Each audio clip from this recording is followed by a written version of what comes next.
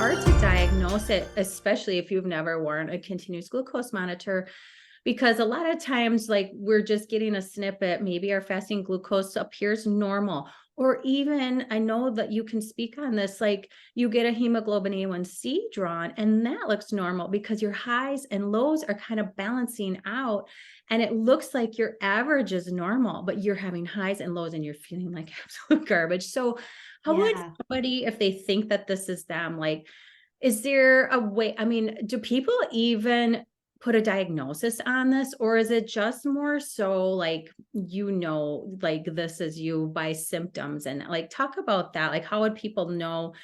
Can they get Yeah. tested for it, or is it just more like, I know, like I feel like crap, during Yeah. the day and I'm having these highs and lows? Does So it? that's a great question. And I just want to say that if the mainstream medical community could miss my client and could miss me. I had PCOS. I was trying to figure out the root of my PCOS, which, by the way, turns out was insulin resistance. I didn't know that.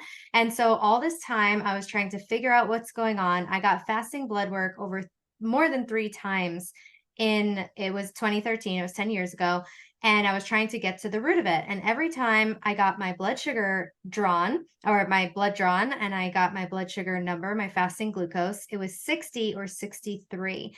And during that time, I was so shaky. My head felt like it was a balloon. I almost blacked out. I did one of these like step backs and like with my eyes like closed. And I vividly remember that. And I remember there was like a Dunkin' Donuts and I could smell it. And that wasn't something that I ate, but I was like, oh my gosh, I need to eat something. Like it was such an experience. And I was like, this is why I'm a breakfast person. No doctor circled it even on my blood work. No one, it didn't come back low. It didn't come back anything. No one said anything about it.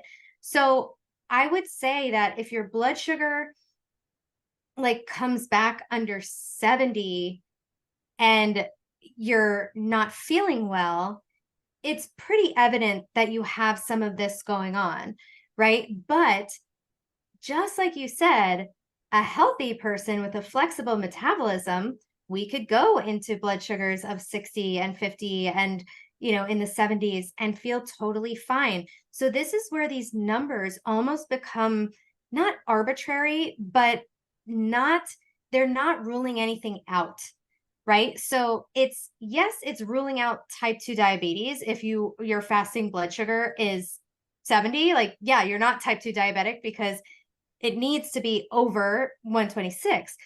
But it's also not excluding any other diagnosis. So it's not a comprehensive look at what's going on. And so I like to go by the number plus how someone feels.